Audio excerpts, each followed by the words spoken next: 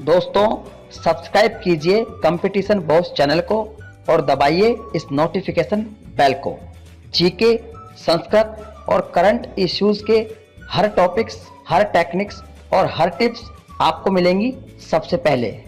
नमस्कार दोस्तों, आपका फिर से स्वागत है आपके YouTube चैनल कंपटीशन बॉस पर और मैं हूं नीतीश। दोस्तों हम पढ़ रहे हैं संस्कृत के तहत संज्ञा प्रकरण। संज्ञा प्रकरण में मैंने आपको अभी तक जो भी बताया आप उनको दोहराएं जरूर। देखिए जब तक आप दोहराएंगे नहीं तब तक आपको याद नहीं होगा। और दोहराने के लिए सबसे जो बढ़िया समय है वो है शाम का, यानी कि आप जब सोने जाते हैं तो बिस्तर पर जब तक आपको नींद नहीं आए आंखें बंद करें, भगवान का नाम लें और जो भी आपने दिन में पढ़ा है उसको आप दोहराए जरूर।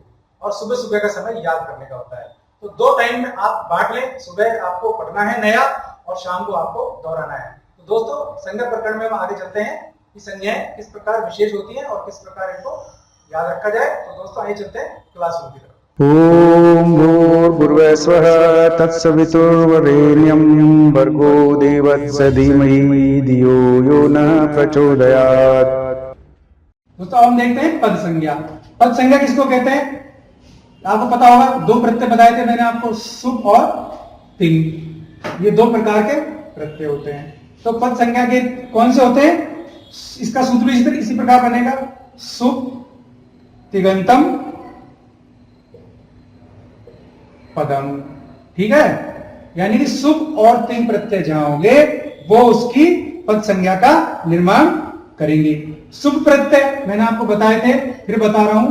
सुप प्रत्यय सु औ जस अम औ शस आदि कुल कितने होते हैं दोस्तों? 21। तिंग प्रत्यय मैंने आपको बताए थे, तिप तस जी सिप थस थे लिप पस मस आदि कितने होते हैं? 18। तो पद संज्ञा का सूत्र है सुप तिगंतम पदम। पद संज्ञा का सूत्र कौन सा है? सुप तिगंतम पदम, यानी कि सुप और तिंग प्रत्यय मिलके पद संज्ञा का निर्माण करते हैं।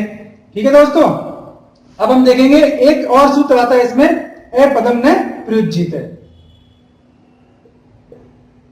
ए पदम ने प्रयुज्यित है।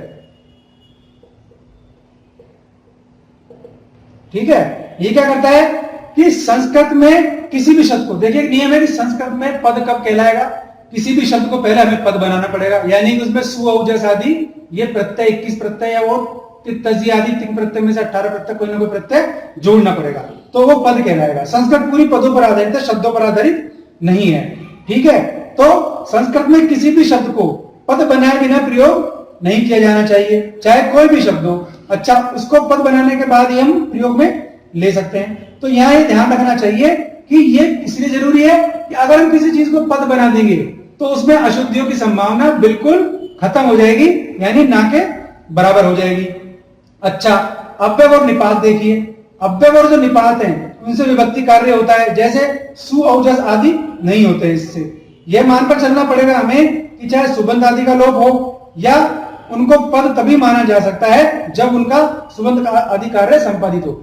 यानी कि कोई भी शब्द है उसको पद कब मानेंगे? जब उसका सुबंध आदि कार्य संपादित होगा, यानी उसमें सुप आदि प्रत्यय लगाएंगे हम। ठीक है ना, तो पद संज्ञा यानी कि सुप और तिंग प्रत्ययों में से किसी भी शब्द में अगर ये प्रत्यय जोड़ेंगे तो वो पद संज्ञा कहलाएगी और वो निरर्थक नहीं होगी। इससे फायदा क्या होता है कि ये कभी भी हमारा जो है पद गलत नहीं होगा। ठीक है दोस्तों, अच्छा कुछ और चीज बता दूं मैं सूत्र आपको, जैसे वृद्धि राधेश, ये वृद्धि संधि का सूत्र है, आप जानते हैं। फिर अधेन गुण है, ये गुण संधि का सूत्र है। और भुवदय धातव है, ये धातु संज्ञा का सूत्र है। निपात धातु संज्ञा, निपात संज्ञा का सूत्र कौन सा है? च आदयो असत्व प्रादय। उपसर्ग है, ये भी ये सब संज्ञाएं बता रहा हूं मैं आपको। उपसर्ग संज्ञा है, उपसर्ग संज्ञा का सूत्र है उपसर्ग क्रिया योग गतिश्च। उपसर्ग किस किस में होता है? क्रिया योग में होता है, गतिश्च गति संज्ञा में होता है और क्रिया योग और उपसर्ग होता ही है। अच्छा, विभाषा, विभाषा देखो कुछ चीज आपको याद करनी पड़ेगी। इनके बारे में सवाल सीधे भी न पूछ करके कई बार टेढ़े पूछता है और कई बार सीधे पूछता है। जैसे कि विभाषा किसे कहते हैं, विभाषा संज्ञा क्या होती है? इसका सूत्र तो है न वेति विभाषा, है ना, न वेति विभाषा। ये महत्वपूर्ण वाली चीज है जो आपको बता रहा हूं, एग्जाम के हिसाब से आप इनको याद करें। विभाषा न वेति विभाषा, यानी कि निषेध और विकल्प कार्य को, कहीं आपने संस्कृत देखा होगा कि साहब ये विकल्प से होगा, तो जहां निषेध होता हो या तो यानी उस चीज को हटा दिया जाता हो, या विकल्प से किया जाता हो यानी कि ऐसा भी होगा और ऐसा भी होगा, तो उसको हम विभाषा संज्ञा कहते हैं। यानी कि निषेध और विकल्प को विभाषा संज्ञा कहते हैं। फिर है अवसान संज्ञा। ये सवाल अक्सर पूछता है, इसलिए मैं आपको बता रहा हूं। अवसान संज्ञा, अवसान संज्ञा क्या है? वर्णों का अभाव, जहां वर्ण नहीं होगा वहां अवसान संज्ञा होगी, वर्णों का अभाव। इसका सूत्र है विरामो अवसानम। ठीक है, अवसान संज्ञा जहां वर्णों का अभाव होगा वो अवसान संज्ञा कहलाएगी। अच्छा, इसके अलावा लघु गुरु, मैंने आपको बताया दो चीजें। लघु गुरु बहुत बड़ी चीज नहीं है, बस आपको थोड़ा ध्यान रखना है। लघु ह्रस्व लघु, ठीक है ना, और इसके अलावा गुरु, ठीक है ना, संयोग है गुरु, ह्रस्व लघु और संयोग है गुरु, बस इसमें इतना ही है। रस को लघु कहा जाता है और उसमें यदि स्वर जुड़ जाए या संयोग कुछ हो जाए तो रस के आगे संयोग होने पर वह गुरु हो जाता है। अच्छा, फिर है टी संज्ञा। देखिए ये बहुत महत्वपूर्ण है, इसके बारे में पूछता है। सूत्र है अचो अंत्यादि टी, ठीक है ना, टी संज्ञा। टी संज्ञा किसको कहते हैं? अंतिम अच, है ना, और उसके बाद स्थित व्यंजन, वो टी संज्ञा कहलाता है। यानी कि किसी भी सूत्र में, किसी भी शब्द में अंतिम अच होगा और उसके पूर्व यदि कोई व्यंजन आता है, माफ कीजिए उसके बाद, अंतिम अच के बाद कोई व्यंजन आता है, तो ये जो व्यंजन होगा ना ये टी संज्ञा होगा।